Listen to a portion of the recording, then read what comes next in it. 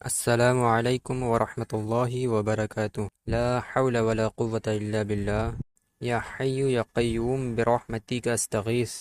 آج ہم آپ لوگوں کو بتائیں گے کہ عالم کون ہوتا ہے۔ ہمارے معاشرے میں عالم کس کو کہا جاتا ہے، عالم کا مطلب کیا ہوتا ہے، میننگ کیا ہوتا ہے، عالم کی ڈیفینیشن کیا ہے، عالم کتنے طریقے کے ہوتے ہیں۔ سب سے پہلے عالم کا میننگ کیا ہے۔ ایک عالم لکھا جاتا ہے الف سے، الف مد لام زیر میم۔ یہ عالم کا مطلب ہوتا ہے دکھ دینے والا، یہ علم سے آیا ہے، دکھ دینے والا، پریشانی دینے والا، رنج دینے والا، کشٹ دینے والا، تکلیف دینے والا۔ اس عالم کی ہم بات نہیں کر رہے، ہم بات کر رہے ہیں عین سے عالم۔ اس عالم کا مطلب ہوتا ہے دانا، صاحب علم، بہت پڑھا لکھا، کسی چیز پر مہارت حاصل رکھنے والا، کسی بھی چیز پر کمانڈ رکھنے والا۔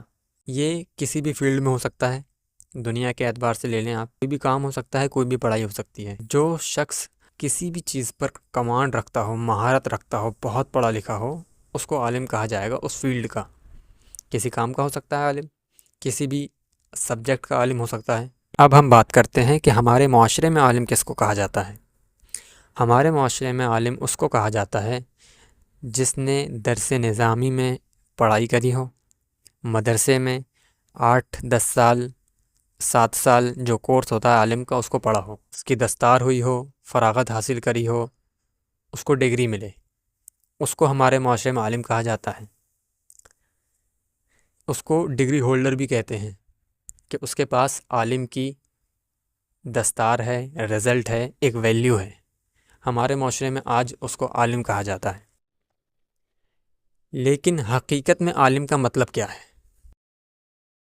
اب ہم بات کرتے ہیں کہ عالم کس کو کہا جاتا ہے، عالم کی ڈیفینیشن کیا ہے، حقیقت میں عالم کس کو کہا جائے گا۔ بہت سے لوگ مدرسے میں پڑھتے ہیں، ان کو ڈگری مل جاتی ہے عالم کی، لیکن وہ عالم نہیں ہوتے۔ ان کو ڈھنگ سے عربی پڑھنا نہیں آتی، وہ عربی عبارت تک نہیں پڑھ پاتے، تو ایسے شخص کو عالم کیوں کہا جائے؟ وہ مدرسے میں پڑھ کر بھی نااہل کے نااہل رہتے ہیں، تو ایسے شخص کو عالم نہیں کہا جائے گا۔ اگرچہ مدرسے نے ان کو دستار دے دی، ان کو ڈگری مل گئی، وہ ڈگری ہولڈر ہو گئے، ان کو رزلٹ مل گیا، لیکن وہ عالم نہیں، وہ عالم کہلانے کے لائق نہیں، اہل نہیں۔ تو پھر حقیقی عالم کون ہے؟ حقیقی عالم کے بارے میں بڑے بڑے علماؤں نے بتایا ہے، اور اعلیٰ حضرت نے بھی اس کے بارے میں بتایا ہے۔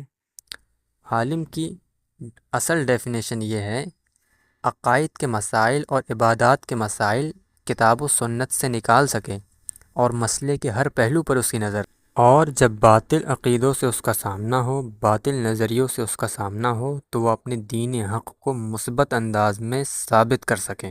اس شخص پہ حقیقی عالم ہونے کا ادراک کیا جائے گا۔ اس کو آسان بھاشا میں اگر سمجھا جائے، سمپل طریقے سے، تو عالم وہ ہے جو تحقیق کر سکے کتاب و سنت میں، اور حق کو واضح کر سکے۔ اگرچہ اس نے مدرسے میں ایک دن بھی پڑھائی نہ کری ہو، اگر تو وہ بہترین عربی جانتا ہے، اور وہ حق کو کتاب و سنت سے ریسرچ کر کے ثابت کر سکے، لوگوں کو دکھا سکے، تو اس پہ حقیقی عالم ہونے کا ادراک کیا جائے گا۔ اگر یہ خصوصیت کسی شخص میں موجود ہیں، تو اس پر حقیقی عالم ہونے کا ادراک کیا جائے گا، اگرچہ اس نے مدرسے میں پڑھائی کری ہو یا نہ کری ہو۔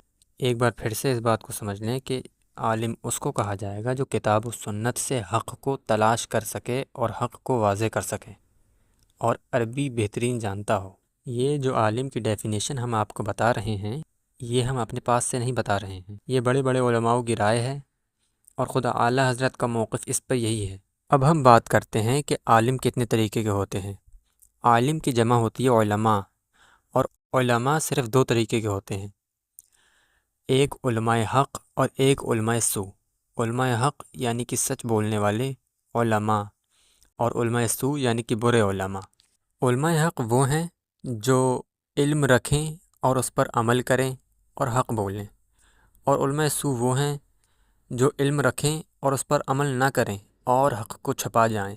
انشاءاللہ ہم آپ کو کسی اور ویڈیو میں تفصیل سے بتائیں گے کہ علماء حق کون ہوتے ہیں اور علماء سو کون ہوتے ہیں، کتاب و سنت سے علماء حق کی کیا فضیلت ہے اور علماء سو کی کیا مذمت ہے۔ جب تک کے لیے خدا حافظ۔